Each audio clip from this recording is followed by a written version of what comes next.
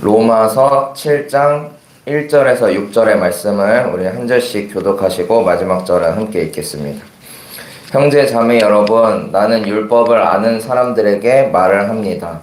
율법은 사람이 살아있는 동안에만 그 사람을 지배한다는 것을 알지 못합니까? 그러던 여자는 그 남편이 살아있는 동안에는 법으로 남편에게 되었으나 남편이 죽으면 남편의 법에서 풀려납니다. 그러므로 남편이 살아있는 동안에 그 여자가 다른 남자에게로 가면 그 여자는 간음한 여자라는 말을 듣게 됩니다. 그러나 남편이 죽으면 그 법에서 해방되는 것이므로 다른 남자에게로 갈지라도 간음한 여자가 되지 않습니다. 나의 형제자매 여러분, 그러므로 여러분도 그리스도의 몸으로 말미암아 율법에 대해서는 믿음을 가졌습니다. 그래서 여러분은 다른 곧 죽은 사람들 가운데서 살아나시는 그분에게 속하게 되었습니다. 그것은 우리가 하나님을 위하여 열매를 맺게 하기 위함입니다. 이전에 우리가 육신을 따라 살 때에는 율법으로 말미암아 일어나는 죄의 욕정이 우리 몸의 지체 안에서 작용해서 죽음에 이르는 열매를 맺었습니다. 그러나 지금은 우리를 올감했던 것에 대하여 죽어서 율법에서 풀려났습니다. 그래서 우리는 문자의 얽매인 낡은 정신으로 하나님을 섬기지 않고 성령이 주시는 새 정신으로 하나님을 섬깁니다. 아멘. 오늘도 주님께서 주시는 은혜로 큰 변화를 경험하는 복된 날이 되시기를 소망합니다. 변함없는 일상이지만 성령께서 주시는 새 정신으로 변화되는 복된 하루가 되기를 바랍니다. 오늘의 말씀 제목도 그렇게 붙여보았습니다. 함께 읽은 본문의 끝에 나오는 표현인데요. 성령이 주시는 새 정신으로 라는 제목으로 은혜를 구하고자 합니다. 우리에게는 날마다 새로운 정신이 필요합니다. 육신은 쇠해질지 몰라도 정신은 날마다 새로워져서 하나님의 음성을 듣고 그 뜻을 분별하며 살아가야 합니다. 그것이 성도에게 주어진 특권이요 하나님께서 주시는 참 자유입니다. 성령이 주시는 새 정신으로 라는 표현은 개역개정 성경에서 영의 새로운 것으로 라고 표현되어 있습니다. 여기서 말하는 영은 우리 인간의 영이 아니라 하나님의 영, 즉 성령을 뜻합니다.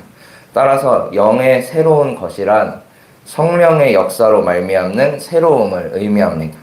우리의 영에는 새로울 것이 없습니다. 우리가 보기에 조금 더 나은 차원의 정신과 성숙한 영성을 단련할 수 있을지는 몰라도 본질적으로 아무런 차이가 없습니다. 오직 성령께서 우리 안에 들어오셔야 그분의 활동으로 인해 우리가 새롭게 될 수 있습니다. 그렇다면 우리는 어떻게 성령이 주시는 새 정신으로 살아갈 수 있을까요?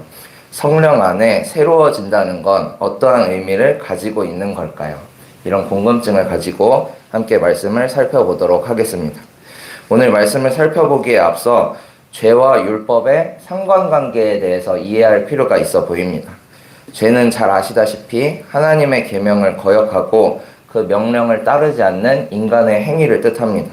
그렇다면 율법은 무엇인가요? 율법은 하나님께서 친히 세우신 법입니다. 하나님의 백성이 세상과 구별되어 거룩히 살아가도록 제정하신 법이죠. 어찌 보면 죄와 율법은 서로 반대되는 개념처럼 보입니다. 율법이 죄를 재단하는 수단으로 보입니다. 하지만 시간이 지나면서 이 율법이 오용되고 남용되었습니다. 죄 없으신 하나님께서 죄 지은 인간들을 율법으로 판단하시는 건 문제가 되지 않지만 문제는 죄인인 인간이 같은 죄인을 정죄하기 시작했다는 것입니다. 심지어 재판관이신 하나님과 무관하게 율법을 변형시키고 그 율법 위에 올라서서 자기들이 심판의 주권을 가지고 있는 사람인 양 행동할 때가 많았습니다. 그럼에도 불구하고 예수님께서 이 땅에 오신 후에도 이 율법을 폐기하지 않으셨습니다. 그 이유는 율법이 나름의 역할이 있었기 때문입니다. 그 역할이 무엇이냐 하면 죄를 알게 하는 역할이었습니다. 갈라디아서 3장 22절, 23절의 말씀입니다. 그러나 성경은 모든 것이 죄 아래에 갇혔다고 말합니다. 그것은 약속하신 것을 예수 그리스도를 믿는 믿음에 근거하여 믿는 사람들에게 주시려고 한 것입니다. 믿음이 오기 전에는 우리는 율법의 감시를 받으면서 장차 올 믿음이 나타날 때까지 갇혀 있었습니다. 율법은 이렇게 모든 것을 죄의 권세 아래 가두는 역할을 합니다.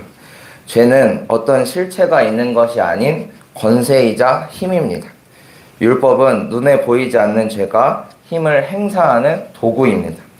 율법이 없다면 죄인 줄도 모를 일을 율법을 통해 그것을 알게 합니다. 즉, 율법 자체는 죄가 아니지만 율법이 잠자고 있는 죄를 깨웠습니다. 그리스도가 오실 때까지 노예 선생 역할을 하고 있었습니다. 저는 죄와 율법을 이해할 때 교도소의 이미지가 떠올랐는데요. 죄는 형태가 없는 힘을 의미하죠. 죄수가 교도소에 가면 억압을 당합니다. 형태가 없는 힘에 눌리는 겁니다.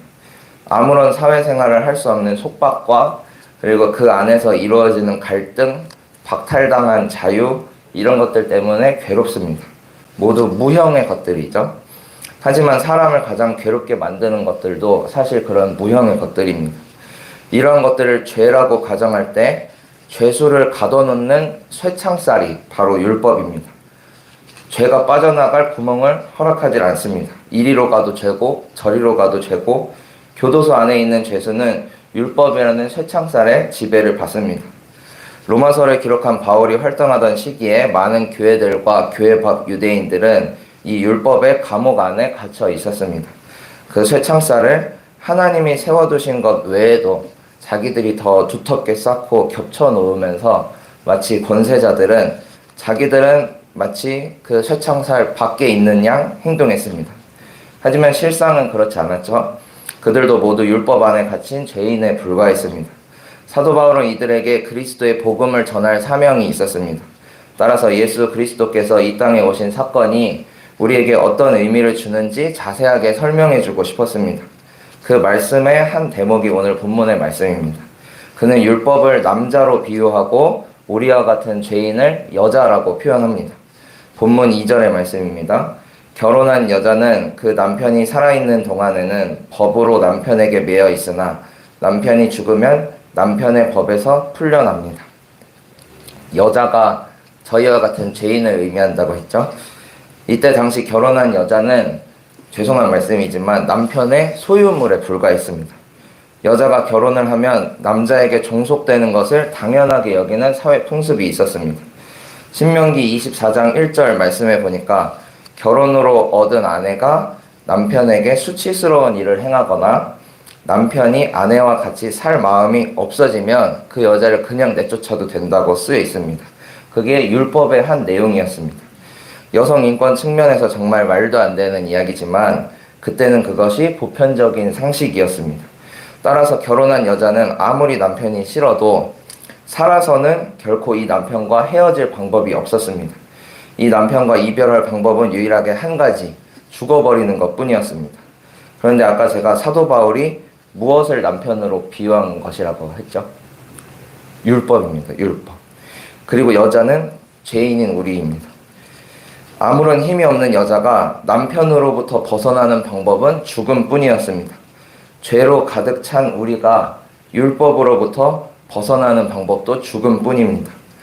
정말 죽기보다 싫은 남편의 지배 아래 놓여서 어쩔 수 없이 결혼 생활을 이어가야 하는 여자처럼 율법의 쇠창살에 갇힌 죄인된 우리도 죽음 말고는 여기서 해방될 방법이 없었습니다. 그런데 4절과 같이 예수 그리스도께서 우리의 산 소망이 되어주셨습니다. 우리 4절을 함께 읽어보셨으면 좋겠는데요. 함께 읽어보겠습니다. 나의 형제 자매 여러분, 그러므로 여러분도 그리스도의 몸으로 말미암아 율법에 대해서는 죽임을 당했습니다. 그래서 여러분은 다른 분, 곧 죽은 사람들 가운데서 살아나신 그분에게 속하게 되었습니다. 그것은 우리가 하나님을 위하여 열매를 맺게 하기 위함입니다. 아멘. 예수 그리스도께서 우리를 위해 대신 죽어주셨고 죽은 사람들 가운데서 살아나셔서 부활 승리하셔서 우리도 덩달아 자유를 누리게 되었습니다. 율법이라는 쇠창살 안에 갇혀 죄의 권세에 억눌려 있던 우리가 영원한 생명을 얻게 되고 미래에 대한 기대와 소망을 가질 수 있게 되었습니다. 그리고 이어지는 5절의 표현이 놀라운데요. 이전에 우리가 육신을 따라 살 때에는 율법으로 말미암아 일어나는 죄의 욕정이 우리 몸의 지체 안에서 작용해서 죽음에 이르는 열매를 맺었습니다. 5절에서는 마치 지금은 육신을 따라 살지 않는 것처럼 말합니다. 마치 지금은 육신을 벗은 존재처럼 이야기하죠. 신앙의 고백이고 영적 지향점을 표현하고 있는 것으로 보입니다. 예수 그리스도에 대한 믿음을 가진 사람들은 이렇게 희망을 갖게 됩니다.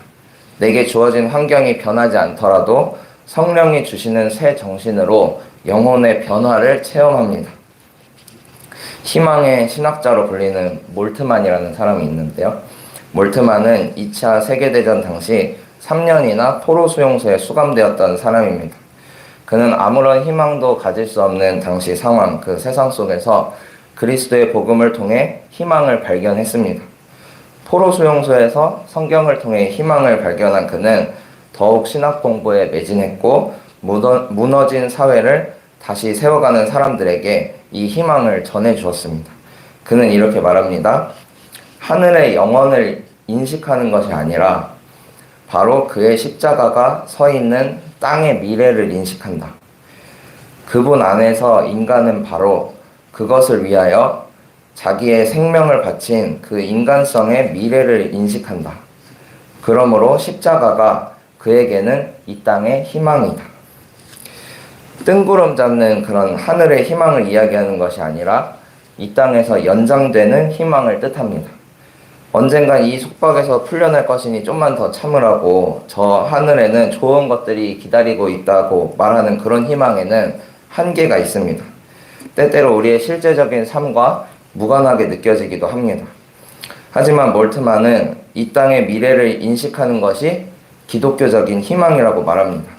그리고 그 일이 가능케 됨은 바로 하나님께서 친히 인간의 몸을 입고 이 땅에 오신 그 사건 때문이죠.